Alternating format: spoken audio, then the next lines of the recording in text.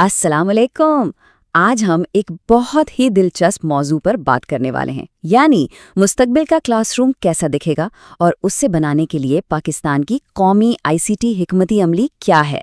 खास तौर पर अगर आप एक उस्ताद बनने की ट्रेनिंग ले रहे हैं तो ये गुफ्तगू आपके लिए बहुत अहम होने वाली है। तो सबसे पहला और सबसे बड़ा सवाल यही है कि हम कल के लिए क्लासरूम कैसे तैयार करें। एक ऐसा क्लासरूम जो हमारे तुल्बा को आने वाले चैलेंजेस के लिए तैयार कर सके।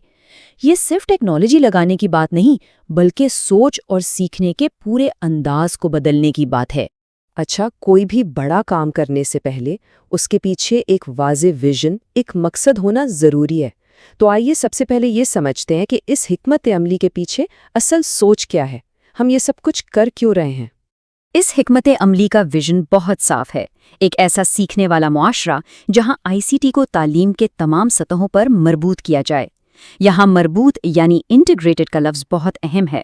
मकसद सिर्फ क्लास में कंप्यूटर रखना नहीं, बल्कि टेक्नोलॉजी को सीखने सिखाने के अमल का एक लाजमी हिस्सा बनाना है, ताकि सबको सीखने के बेहतर और बराबर मौके मिलें।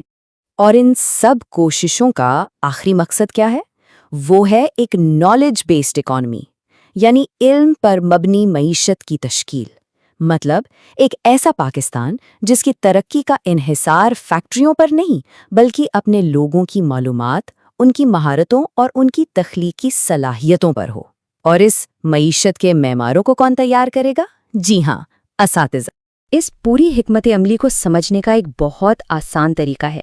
आप इसे यूं समझ लें कि जैसे हम सीखने का एक नया घर बना रहे हैं, और ये हिकमत अमली उस घर का नक्शा यानी ब्लूप्रिंट है। ये हमें बताता है कि बुनियादें कहाँ रखनी हैं, दीवारें कैसी होंगी और छत कैसे डलेगी। तो चलें अब इस नक्शे को ज़रा खोल कर देखते हैं। आखिर इसके अंदर है क्या?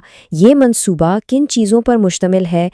ये पूरा का पूरा मंसूबा 6 बुनियादी सुतूनों पर खड़ा है। जी हाँ, सिर्फ 6। और ये हैं वो 6 सुतून: तालीम तक रसाई को बढ़ाना, पढ़ाने और इंतज़ाम के मेयार को बेहतर करना, तुल्बा के सीखने के अमल को दिलचस्प बनाना, नए और जदीद तरीक़े अपनाना, जो प्रोग्राम पहले से चल रहे हैं उन्हें मज़ीद बेहतर बनाना, और आखिर में इदारों की सलाहियत को बढ़ाना। यही इस पूरे मंसूबे का ढांचा है। चलें अब इन सतूनों को थोड़ा और करीब से देखते हैं। एक उस्ताद के तौर पर इनका हमारे क्लासरूम के लिए असल में क्या मतलब है, आइए जानते हैं। पहला स्तून है रसाई को बढ़ाना। ज़रा सोचें, इसका मतलब यह है कि अब फासले कोई मायने नहीं रखते। एक बच्चा जो किसी दूर दराज गांव में बैठा है, वो भी डिस्टेंस लर्निंग के ज़रिए दुनिया के बेहतरीन असातिज़ा और वसाइल तक पहुंच सकता है। ये है तालीम में हकीकी बराबरी। ये स्लाइड शायद सबसे अहम है। टेक्नोलॉजी हमारे किरदार को बदल रही है। अब हम सिर्फ मालूमात देने वाले लेक्चरर नहीं, बल्कि एक सहूलतकार, एक गाइड हैं जो तलबा को खुद इल्म दरियाफ्त करने में मदद देते हैं। क्लासरूम अब सिर्फ सुनने की जगह नहीं, बल्कि मिलकर काम करने और मसाइल हल करने की एक वर्कशॉप बन जाता है। और ये आखिरी सतून यानी इदारों की सलाहियत को बढ़ाना, ये बराह रास्त असातिज़ा से जुड़ा हुआ है। इसका मतलब सिर्फ कंप्यूटर और इंटरनेट मुहैया करना नहीं, बल्कि असातिज़ा की भरपूर ट्रेनिंग में सरमायाकारी करना है।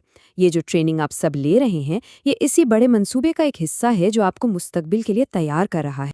तो ये तो हो गया मंसूबा, लेकिन कोई भी मंसूबा कागज़ पर तो बहुत अच्छा लगता है। असल सवाल ये है कि इसे हकीकत में कैसे बदला जाएगा, इस पर अमल कैसे होगा। बिल्कुल ठीक, एक नक्शा तब तक सिर्फ कागज़ का एक टुकड़ा है जब तक उस पर तामीर शुरू ना हो। तो अब हम देखेंगे कि इस तालीमी इमारत की तामीर हो कैसे रही है। और सबसे अच्छी बात यह है कि ये तामीर कोई एक इदारा अकेले नहीं कर रहा, ये एक बहुत बड़ा टीम वर्क है। वफाकी और सूबाई हुकूमतें, कौमी इदारे और यूनेस्को जैसे बैनुल-अक़वामी शराकतदार सब मिलकर काम कर रहे हैं। इसका मतलब है कि असातिज़ा इस सफ़र में अकेले नहीं हैं। आइए एक बहुत ही अमली मिसाल देखते हैं।